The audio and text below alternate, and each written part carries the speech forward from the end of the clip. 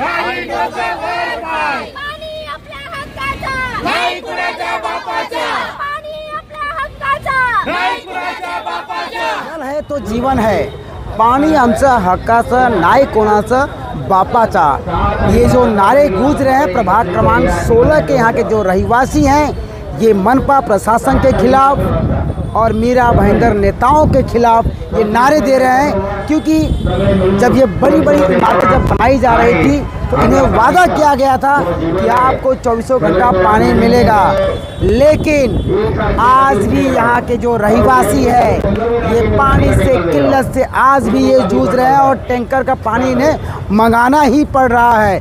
कहने के लिए तो हमारे शहर में सारी सुविधाएं हैं, लेकिन जो मूलभूत सुविधा होती है पानी, उससे हमारा शहर कई वर्षों से लेके अब तक इससे वंचित है, जिसे लेकर आज यहाँ के स्थानीय लोगों ने मनपा प्रशासन और नेताओं के ऊपर आरोप लगा रहे हैं और यहाँ पे नारे दे रहे हैं मनपा प्रशासन हाय हाय। आइए बात करते हैं यहाँ प्रभाग 16 मधले आता रहिवासी विशेषतः महिला रस्त्यावरती उतरलेल्या, तुमच्या मनसेने पण त्यांना साथ दिलेली। पाण्याचा प्रश्न हा फार मोठा आहे मीरा भाईंदर शहरामध्ये, रस्त्याचा असू दे, पाण्याचा प्रश्न असू दे, पण मीरा भाईंदर महानगरपालिकेच्या अधिकाऱ्यांना तो दिसत नाही। पण स्थानिक आमदार आणि मंत्री महोदय पण याच्यावरती काय बोलत नाही, फक्त सांगतात की सूर्या प्रकल्पाचं पाणी येणार, मोठमोठे होर्डिंग लावतात, पण पिण्याचा पाण्याचा काही प्रश्न सुटला नाही। काय सांगाल आपण? या ठिकाणी बघा वारंवार इलेक्शन तर येतच राहतात, बरोबर आहे। वारंवार या ठिकाणी जे रहिवासी यांना लॉलीपॉप दिलं जातं। 145चे आमदार नरेंद्र मेहता साहेबांनी सांगितले 6 महिन्यामध्ये आम्ही पाणी आणू, नळामध्ये पाणी आणू, नळ तिथेच आहे, पाणी नाही आहे, लक्षात घ्या। त्यामुळे मला नरेंद्र मेहतांना सांगायचं आहे, खोटे आश्वासन आणि दिशाभूल लोकांना करू नका, आता भरपूर झाले आहेत। आता आम्ही बघा हे जे नागरिक उतरले आहेत, खास करून महिला, आज जे सर्वात जास्त महिलांना सोसायला लागतं आहे, लक्षात घ्या। महिलांना आज आपला पुरुष तर आपल्या कामाला निघून जातो, पण स्थानिक जे महिला आहेत त्यांना एवढा त्रास आहे की 10 मिनटं पाणी येतं, 10 मिनटामध्ये कुठली बालदी आणि कुठली टाकी भरणार आहे मला सांगा।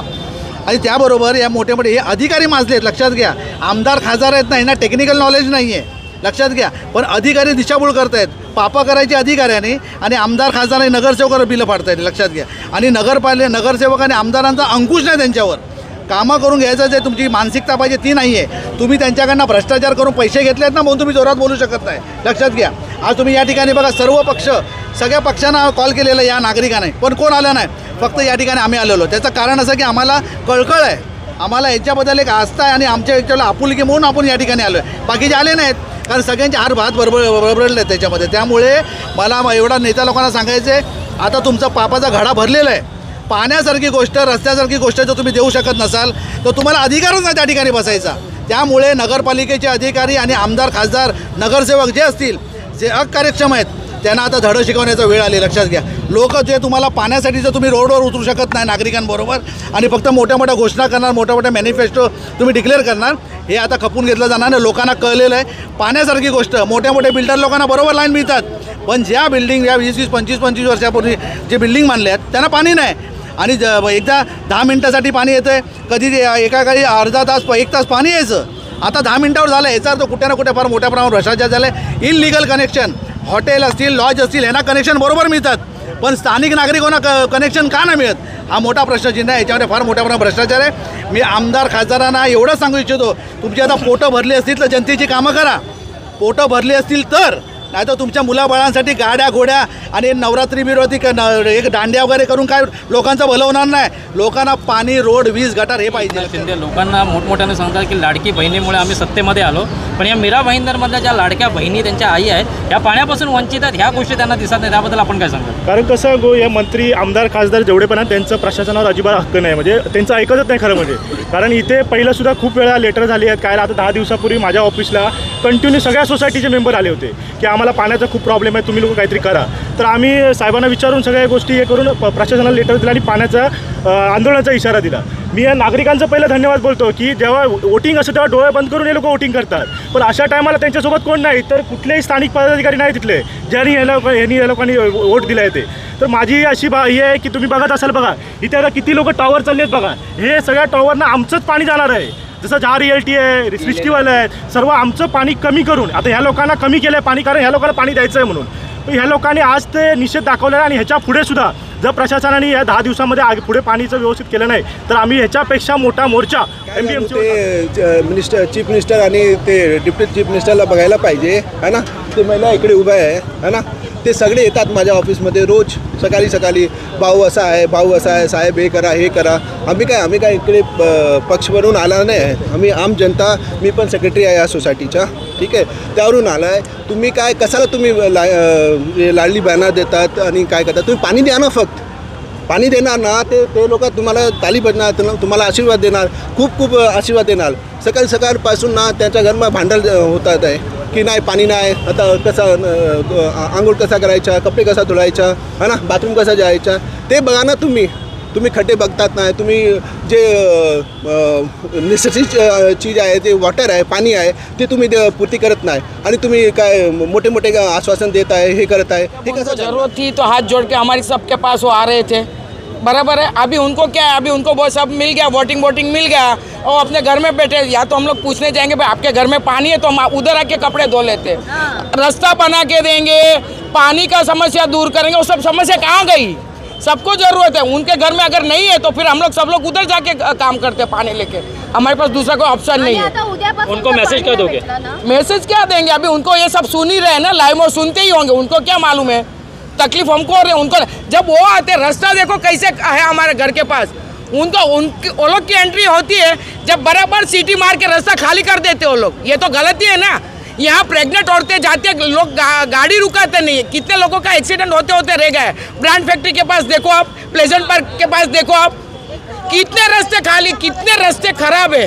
हम आपको रास्ते बना के देंगे, हम आपको पानी, हात जोडा बस काम होगा. वो अपने घर, हम हमारे घर. 2 वर्ष पहिले ना खूप काही प्रॉब्लेम क्रिएट झाले आहे. जसं या बिल्डिंग डेव्हलप झाल्या आहेत, याच्यामुळे आम्हाला पाणी कमी यायला लागलं आहे. त्याच्यानंतर लाईन कनेक्शन पण त्यांनी ऑपोजिट लाईन होती आमची, ते कनेक्शन कट करून आम्हाला त्या डेल्टाकडे टाकले. पण डेल्टाकडे खूप सारे बिल्डिंग्स डेव्हलप झाले आहेत, त्यामुळे आम्हाला पाणी भेटत नाही आहे. मॉल्स झाले आहेत, इवन जिथे बोलतात ना कार वॉश होते तेही खूप प्रमाणात आमच्या या शांती पार्कमध्ये ओपन झाले आहेत.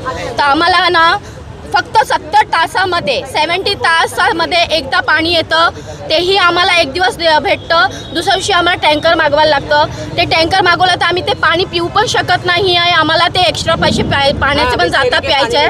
बिस्लरीला आम्ही 120 रुपये भरतो. मग आम्हाला काय अर्थ आहे या महानगरपालिकाला. जर तुम्हाला पाणी नाही सोडता येत आहे, बोलता हे पाईप आम्ही बनवतोय किंवा सूर्यप्रकाशच्या किरणाने जे पाणी ते बनवत आहे ते अजून आलं का नाही. 2 वर्षापासून तेच होतं आहे का.